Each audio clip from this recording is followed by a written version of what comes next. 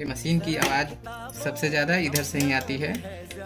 ये दो स्क्रू खोल लेंगे, ए और ए। इसको हम खोलेंगे, इसको इधर ही कोई धागा या कुछ कचरे होगा, इसलिए ये आवाज़ आ रही है। कपड़े से इसको अच्छे से साफ करेंगे।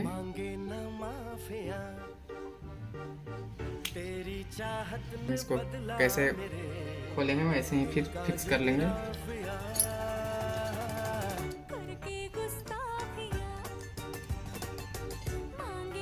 हम ऐसे घुमा के देखेंगे फ्री घूम रहे हैं कि नहीं। अब हम इसको फिट करेंगे।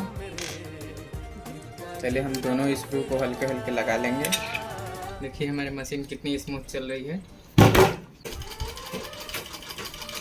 देखिए हमारी मशीन कितनी स्मूथ चल रही है।